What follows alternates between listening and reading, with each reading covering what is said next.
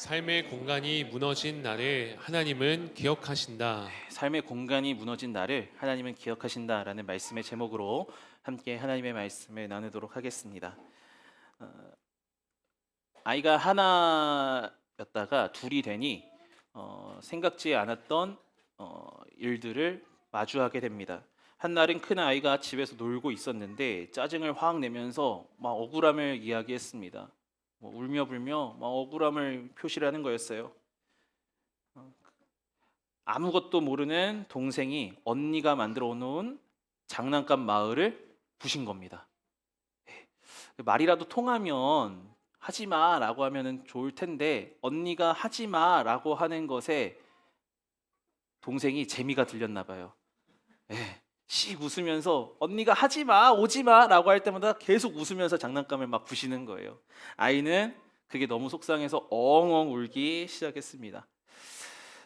에드워드 소자가 제3의 공간 이론을 말하면서 공간의 의미에 대해서 얘기했는데 제가 그게 공감이 되더라고요. 이 아이가 왜 이렇게 우나? 그냥 단순히 이 아이는 자기의 장난감이 흐트러진 것, 이것 때문에 운 것은 아닌 것 같더라고요. 이 에드워드 소자가 공간에 대해서 이렇게 얘기를 하는데 공간은 단순한 물리적 장소가 아니라 다양한 관점과 의미가 혼합되는 복합적인 공간이다라고 이렇게 얘기를 하더라고요. 제3의 공간을 통해 공간이 현실적이고 상상적이고 물리적 경계를 넘어서 상징과 문화적 의미가 교차되는 장소다라고 이렇게 주장을 해요. 그러면서 사람들이 다양한 공간에서 얻는 경험과 기억이 개인의 정체성 형성에 복합적으로 작용하는 것이다. 이런 공간에 대한 정의를 그가 내렸는데요. 제가 이제 큰 아이의 그 장난감 마을을 보면서 이것은 단순한 장난감 마을이 아니라 이 아이에게 있어서 이 아이의 어떤 자신이 속해 있는 놀이 공간의 어떤 정체성을 담은 자신의 정체성이 담긴 공간이구나라는 인식을 하게 되었습니다. 그러니까 그거 무너뜨린 게 굉장히 슬픈 거죠. 내가 이렇게 노력을 해서 공을 세워서 이렇게 쌓았는데 내 동생이 무너뜨렸어. 단순히 그냥 내 노력을 이렇게 아이가 무너뜨린 것이 아니라 어떻게 보면 그 장난감 마을에 나를 투영시키고 그 공간이 무너지면서 마치 내가 무너진 것 마냥 그렇게 오열했던 아이의 모습을 보곤 했습니다.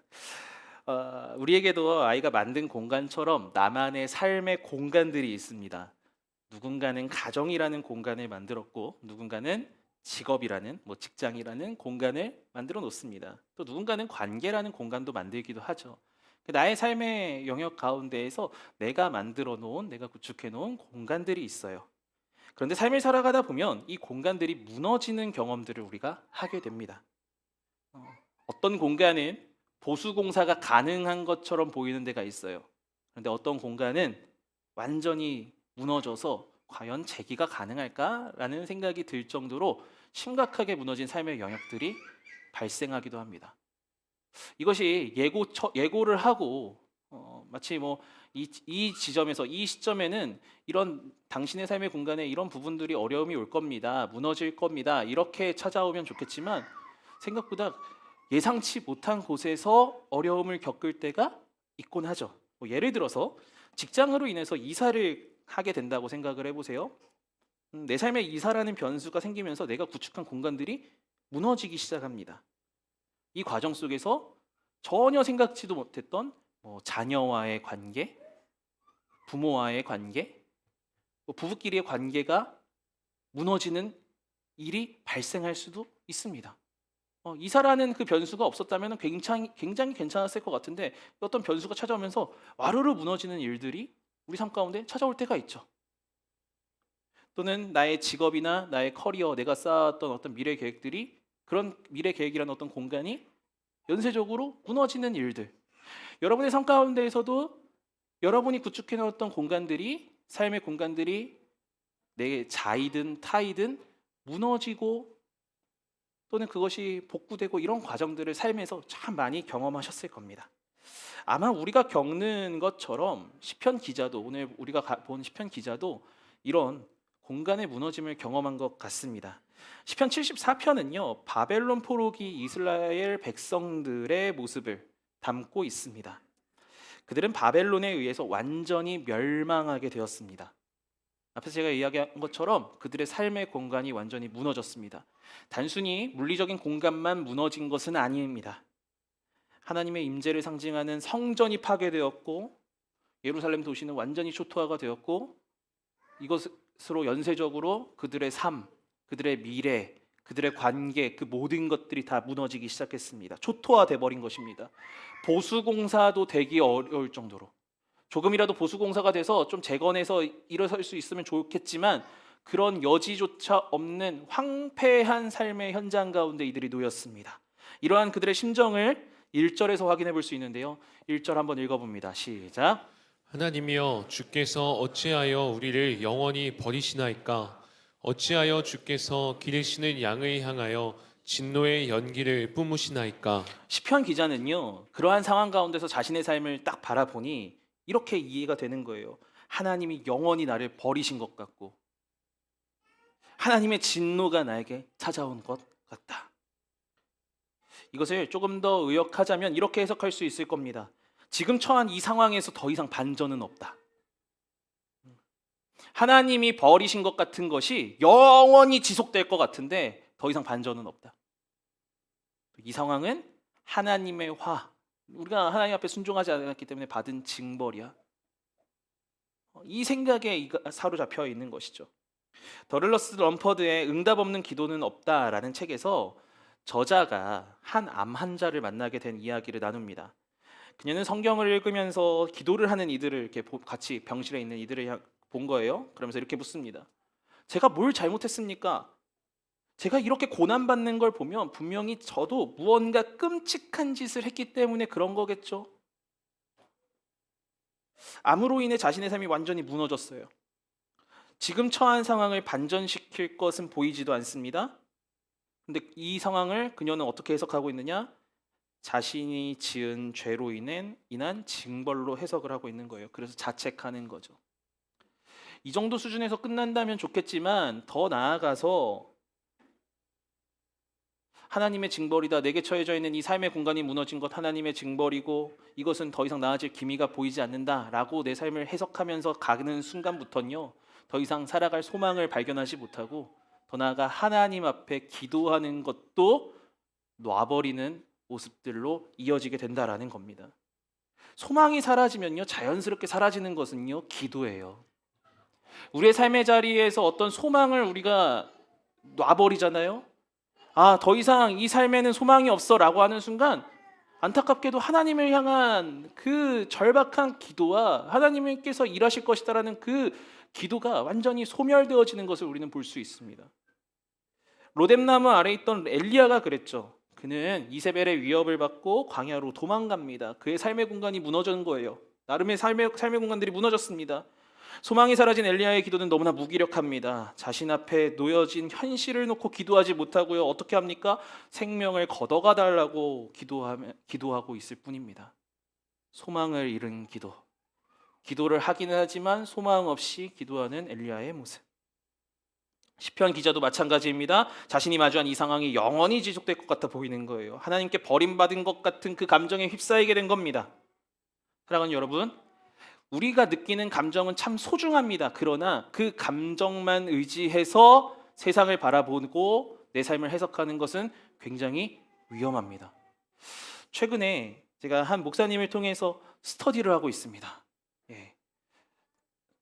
이제 줌으로 스터디를 하고 있는데 역사에 대한 이제 뭐 현대 철학이나 어떤 사상들에 대한 공부들을 하고 있는데요. 역사에 대한 인식을 나누는 시간이 있었습니다. 역사에 대한 정의를 함께 나누는데 역사는 팩트가 연결된 것이다. 팩트와 팩트가 연결된 것이다. 그런데 문제는 뭐예요? 역사가 이 시간대별로 데이터를 다 갖고 있지 않는 거예요. 결국에는 이 팩트와 팩트 사이에 어떤 그 갭, 어떤 벌어짐이 있는데 여기에 대해서 누군가의 해석이 들어가게 되고 누군가의 관점을 통한 어떤 자료들이 나오게 되고 이렇게 된다라는 거예요. 상황을 바라보는 시선, 관점, 감정에 따라 해석이 달라지게 된다. 그래서 역사는 객관적인 것 같지만 주관적이다라는 이야기들을 함께 나누게 되었습니다. 동일하게 적용이 되더라고요. 내게 처해진 삶의 역사들이 있습니다. 나도 내 삶에 대해서 해석을 하게 되면서 내 주관적 감정을 넣게 되는 거예요. 내가 느끼는 그 감정에 따라서 바라보는 상황과 환경들이 달리 보이기 시작합니다. 내가 하나님 앞에서 내게 지금 벌어져 있는 상황을 보면서 절망하고 이것은 영원히 내가 하나님 앞에 버려진 것 같고 이러는 순간 우리는요, 기도를 잃어버려요. 그런데 그러함에도 불구하고 우리 하나님은 나를 버리지 않으셔. 나와 함께 하셔. 우리 하나님은 선하셔. 그 하나님을 향한 소망의 감정들을 품고 나아가면 그 자리는 기도하고 돌파할 수 있는 자리가 됩니다. 살아가는 여러분, 여러분의 감정에 너무 휘둘리지 않으셨으면 좋겠습니다. 감정에 휘둘릴 때에는 우리가 잠시 멈춰서서 그 감정을 정돈하고 때로는 그 감정을 정돈할 수 있도록 하나님의 말씀 앞에 나아가는 거죠. 이성적으로 하나님 말씀 앞에 정말 객관적으로 내가 내 삶을 바라볼 수 있도록 나아가고, 그렇게 나아갈 수 있는 신앙의 모습들이 우리 가운데 있기를 소망해 봅니다. 시편 기자가 처한 상황으로 돌아가 보겠습니다. 그에게 처해져 있는 상황 너무나 괴롭습니다. 감정적으로 하나님 앞에 원망할 만한 상황들이 계속해서 이어지고 있습니다. 그들은 성전에 있는 조각품들을 다 이제 부서지는 일들을 경험하게 되었어요. 바벨론 군사들이 그렇게 다 부셔버렸습니다. 성전에 너무나 쉽게 더럽혔고 욕보였습니다. 대적들의 생각대로 너무나 쉽게 유린되는 그 상황에 마주한 것이죠. 거기에 도움받을 공간도 없습니다. 9절입니다. 9절 읽습니다. 시작. 우리의 표적은 보이지 아니하며 선지자도 더 이상 없으며 이런 일이 얼마나 오래는지 우리 중에 아는 자도 없나이다. 아무것도 보이지 않는 현실이에요. 돌파구가 보이지 않아요. 전에는 선지자라도 있었는데, 선지자들을 통해서 하나님의 말씀이 들려졌었는데, 이제는 내가 의지할 하나님의 선지자도 보이지 않습니다. 그런데 이 시편 기자는 자신 앞에 놓여져 있는 민족과 자신의 역사 앞에서 감정에 치우치지 않습니다. 그리고 이렇게 해석해요. 10절 뭐라고 하고 있습니다. 읽습니다. 시작. 하나님이여, 이러한 삶의 어려운 순간 속에서 그가 찾는 것은 누구입니까? 하나님이요. 사랑하는 여러분, 우리의 삶의 공간이 무너졌습니까? 무너진 것이 보였습니까? 그렇다면 우리는 어디로 가야 됩니까? 하나님께 가야 됩니다. 우리가 회복되어져야 되는, 우리가 어떤 삶의 자리에서 무너진 것들 있잖아요. 관계가 무너지고, 가정이 무너지고, 직장 안에서의 뭔가 무너지고, 우리는 그것을 무너진 현상들을 바라보면서 이것을 어떻게 해야 되지? 내가 어떻게 세워가야 되지? 방법을 찾습니다. 그런데 그 방법보다 더 첫 번째 돼야 되는 것을 우리는 발견하고 거기에 매달려야 됩니다. 바로 누굽니까? 누구에게 가는 겁니까? 하나님께 가는 겁니다. 우리가 회복되어야 되는 고백은 하나님이여, 주님 도와주시옵소서. 주님 앞에 나아가야 된다라는 거죠.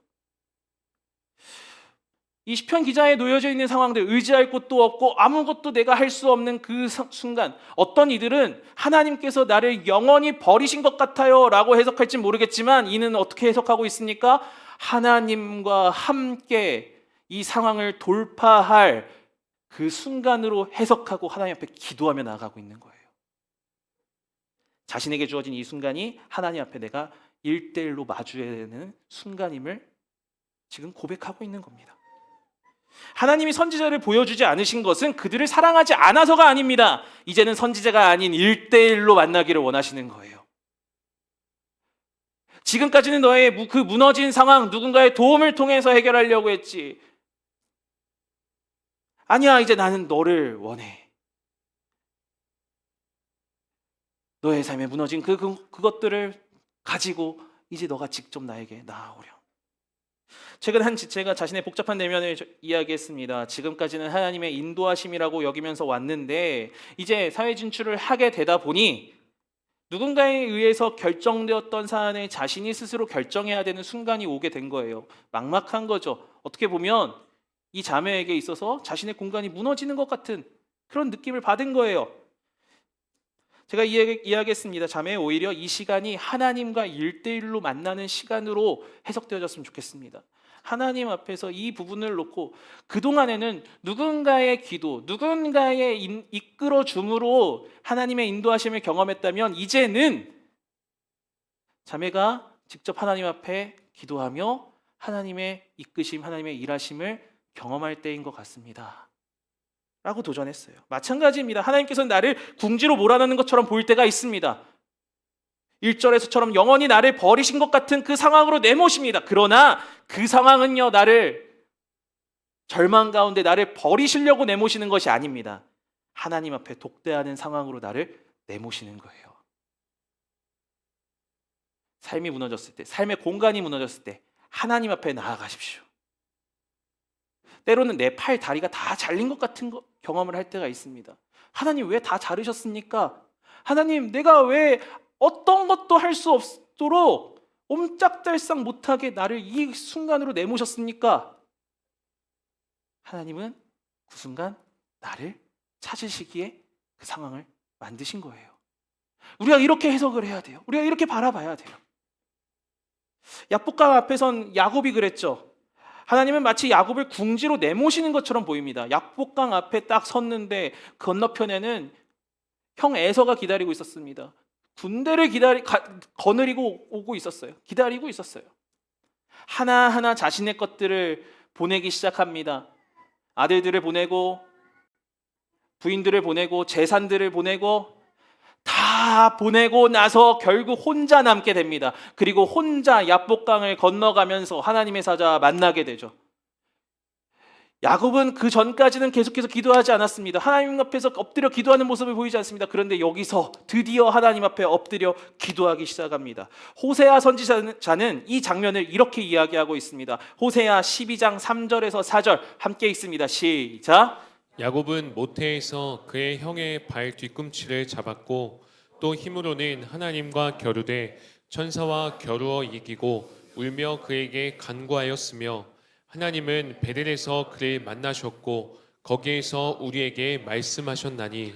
야곱은 야복강에서 모든 것들을 다 뺏겼습니다. 다 자신에게 어떻게 자신이 할 수 있는 어떤 지배권을 다 상실했습니다. 결국 하나님 앞에 섰습니다. 그런데 하나님은 그 야곱을 골탕 먹이시려고 괴롭게 하시려고가 아니었어요. 그 자리에서 하나님은 야곱과 만나기를 원하셨습니다. 사랑하는 여러분, 내 공간이 무너졌습니까? 내 삶이 무너졌습니까? 무너질 조짐이 보이고 있습니까? 오히려 우리가 달리 보자고요. 하나님이 나를 만나기 원하시는 순간이구나. 내가 지금 하나님 앞에 엎드려야 되는 순간이구나. 내가 의지할 것 하나 없고 내가 소망을 품을 곳 하나 없는 이 순간이 바로 하나님께 나아가야 되는 순간이구나. 하나님 앞에 나아가는 결단의 밤이 오늘 이 밤이 되기를 예수님의 이름으로 축복합니다. 어느 남성 모임에서 누군가 이렇게 물었답니다. 무엇이 주님께 시선을 두도록 만듭니까? 그러자 어떤 참석자가 이렇게 망설임 없이 얘기했답니다. 망가지는 것입니다. 제가 힘들어할 때 하나님께 완전히 집중하게 됩니다. 힘든 순간, 그 삶의 순간을 보내는 것 참 어렵죠. 괴롭죠. 그러나 그 순간이 하나님께 집중하는 가장 최고의 순간이다라는 거예요. 망가지는 것은 괴롭습니다. 비참합니다. 그러나 망가졌기에 우리 하나님이 다시 일으켜 세우십니다. 우리의 소망은 거기에 있지 않나요? 세상 사람들은 자신의 삶의 공간이 무너졌을 때 어떻게 해야 될지 몰라서 우왕좌왕합니다. 그런데 하나님의 사람들은 그 상황을 이겨낼 수 있습니다. 왜요? 우리 하나님이 함께 하시니, 그 하나님 붙잡으면 되니, 우리는 무너졌을 때 다시 일어날 수 있는 방법을 아는 사람들이니 두려워할 필요가 없는 겁니다. 내 삶의 무너짐은 하나님의 부르심입니다. 그 부르심 앞에 응답하며 나아가는 저와 여러분들에게 예수님의 이름으로 축복합니다. 자, 그렇다면 우리는 하나님의 그 부르심 앞에 우리의 삶 속에서 어떻게 응답해야 될 것인가? 내 삶이 무너졌고 그 무너진 삶의 현장 가운데서 하나님 부르실 때 우리는 어떤 삶의 모습으로 응답하며 나아가야 될 것인가? 두 가지를 한번 보도록 하겠습니다. 첫 번째는요, 자신을 향해 설교하며 응답해야 되는 겁니다. 존 파이퍼 목사님이 얘기했죠. 자기 자신에게 설교하라. 작년에도 우리 목사님 통해서 우리가 설교 기도회 때 들었어요. 자기 자신에게 설교해야 돼요. 시편 기자는 12절에서 자기 자신에게 하나님이 어떤 분이신지를 선포합니다. 12절 읽습니다. 시작. 하나님은 예로부터 나의 왕이시라. 사람에게 구원을 베푸셨나이다. 하나님은 어떤 분이십니까? 나의 왕이십니다. 그 무너진 삶의 자리에서 정신 차리고 하나님 앞에 나아갔습니다. 그리고 선언하는 겁니다. 하나님, 예로부터 하나님은 나의 왕이십니다. 사람들에게 구원을 베푸셨습니다.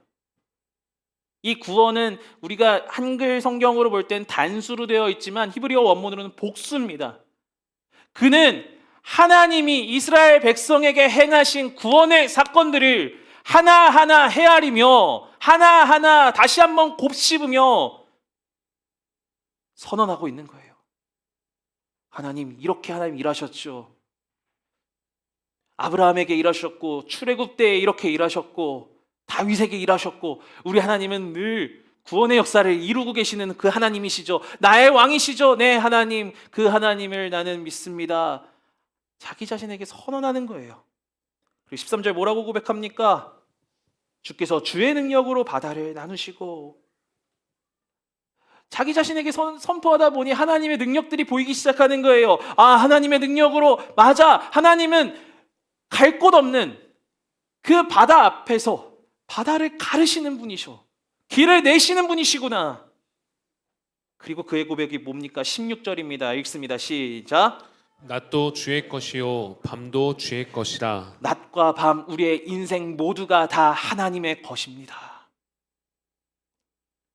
그 전까지 영원히 나를 하나님께서 버리셨다라고 생각에 사로잡혔습니다. 그런데 그가 하나님께 다시 나아갑니다. 무너진 삶의 환경 가운데에서 하나님께 나아갑니다. 그랬더니 그가 하나님 앞에서 깨닫게 되는 거예요. 아, 그래, 우리 하나님 왕이셔. 그래, 우리 하나님 바다를 가르시는 분이셔. 그래, 하나님, 우리 하나님은 낮과 밤의 하나님, 다 주의 것.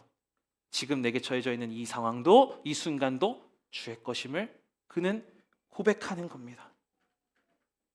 내 앞에 무너진 삶의 현실이 있더라도 하나님은 예전부터 지금까지 쭉 그분의 능력으로 새롭게 하셨음을 발견한 거예요. 나 자신에게 설교하십시오. 하나님이 어떤 분이신지를 선포하십시오. 하나님은 선하십니다. 하나님은 왕이십니다. 라는 그 고백을 여러분의 삶 가운데 시시때때로 선포하시고 선언하시고 큰 소리로 외치십시오. 그러다 보면 아, 맞아, 하나님은 왕이셔. 그 왕이신 하나님과 함께라면 이 순간 내가 이겨낼 수 있어. 소망이 생기기 시작합니다. 어제 제가 이 지점을 묵상하면서 제 자신에게도 선포하기 시작했습니다. 무너진 것 같은 삶의 영역들을 향해서 선포했습니다. 하나님은 왕이십니다. 혼자 차 안에서 운전하면서 선포했어요. 하나님은 왕이십니다. 하나님은 회복시키실 것입니다. 하나님은 그분의 방법대로 이루어 가실 것입니다. 이렇게 외치는데요, 가슴이 뜨거워지는 거예요. 맞아, 하나님 그렇게 하셔. 나의 때 나의 생각대로 하시는 분이 아니라 하나님의 때에 하나님의 방법대로 하시는 분이셔. 지금 무너진 것 같아 보여도 우리 하나님은 일하셔. 소망이 생기게 되더라고요. 그리고 이렇게 외치다 보니까 그 끝에 이렇게 고백하게 되었어요. 주님, 주님의 일에 내가 쓰임받기를 원해요. 하나님께서 그렇게 회복시키시고 변화시키시는 그 현장에 내가 쓰임받기를 원해요. 무너진 자리는 하나님이 어떤 분인지 선포하고 발견하는 자리입니다. 여러분 한번 따라해 보시면서 여러분 스스로에게 선언해 보셨으면 좋겠습니다. 우리 한번 하나씩 자신에게 한번 선언해 봅시다. 함께 읽습니다. 시작. 하나님은 왕이십니다. 하나님은 회복시키실 것입니다. 하나님은 그분의 방법대로 이뤄가실 것입니다. 다시 한번 우리가 힘을 다해서 정말 소망의 마음을 담아서 다시 한번 선언하며 나아갑시다. 읽습니다. 시작. 하나님은 왕이십니다. 하나님은 회복시키실 것입니다. 하나님은 그분의 방법대로 이뤄가실 것입니다. 아멘. 무너진 그 삶의 자리에서 하나님이 어떤 분이신지를 선언하며 나아가는, 자신에게 설교하며 나아가는 저와 여러분 되기를 예수님의 이름으로 축복합니다. 두 번째, 하나님께서 이렇게 부르셨을 때에 하나님은 이 모든 것을 기억하고 계심을 우리가 신뢰해야 합니다.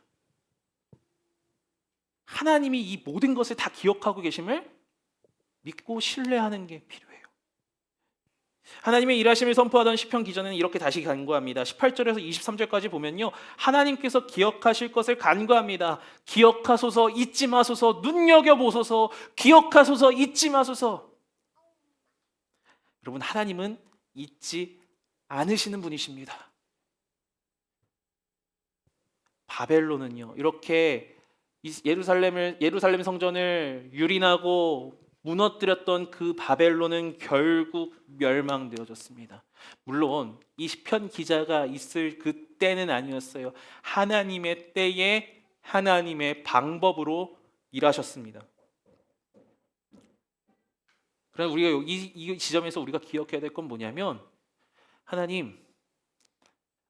하나님은 우리의 기도를 잊지 않으셨군요 라는 이 시편 기자의 어떻게 보면은 이후의 믿음의 고백들, 아마 하나님 앞에 갔을 때에 그가 이루어져가는 그 역사의 그 순간들을 보면서 하나님 앞에 이렇게 고백하지 않았을까요? 우리 역시도 마찬가지입니다. 우리 삶 가운데 무너져 있는 영역들, 나의 때에 되지 않을 수도 있습니다. 하나님께서 나의 때가 아니라 그 너머의 때에 이루실 것들도 있을 겁니다. 그러나 결국 하나님께서 이 모든 것들을 선으로 바꾸실 것이다라는 그 소망, 그 신뢰를 우리는 기억하면서 주어진 삶들을 살아갈 수 있어야 한다라는 것이죠. 여러분, 소망 잃지 말고 기도하시기 바랍니다. 하나님은 이 모든 것을 기억하고 계십니다. 지금 내게 처해져 있는 상황을 보고 계시고요. 지금 내가 처해져 있는 이 현실 속에서 내가 어떻게 몸부림치고 있는지 하나님은 다 기억하고 계십니다. 그리고 적합한 때에 하나님의 방식대로 하나하나 풀어가실 것입니다. 내가 어설프게 하는 보수공사 정도가 아니라 하나님께서 친히 나의 무너졌던 삶의 영역들을 재건축해 주실 겁니다. 내가 얼기설기 어설프게 만들었던 삶의 공간, 그 전에는 그렇게 보였던 삶의 공간일지 모르겠지만 하나님께서 개입하시면 그 무너졌던 곳을 완전히 새로운 저택으로 하나님 만들어 가실 것입니다. 하나님은 나를 잊지 않으십니다. 하나님 나를 기억하고 계십니다. 그 하나님의 기억하심을 신뢰하며 나아가는 저와 여러분 되기를 예수님의 이름으로 축복합니다. 말씀을 맺도록 하겠습니다. 최근에 삶의 자리가 무너진 이들의 이야기들을 종종 듣게 됩니다. 그럴 때마다 참 마음이 아픕니다. 그런데 마음이 아프면서도 기도하게 됩니다. 하나님, 무너진 삶이지만 하나님께서 세우실 것을 나는 믿습니다. 하나님이 어떤 분인지 그의 삶에 심겨지게 하여 주시옵소서. 하나님이 기억하고 계심을 그가 믿음으로 신뢰하게 하여 주시옵소서. 우리 하나님은 나를 방치하지 않으세요. 이스라엘 백성들 무너져 있었던 그들의 삶, 그 순간에는 하나님 방치하신 것처럼 느껴지고 이 고난의 때가 언제 해결될지 몰라서 절망 속에 있었던 그들의 모습이지만 하나님 결국 다시 예루살렘 성전을 세워가십니다. 성전을 만드십니다. 하나님의 방법대로 일궈 가십니다. 그 선하신 하나님을 바라보며 나아가는 저와 여러분 되기를 예수님의 이름으로 축복합니다. 함께 찬양하도록 하겠습니다.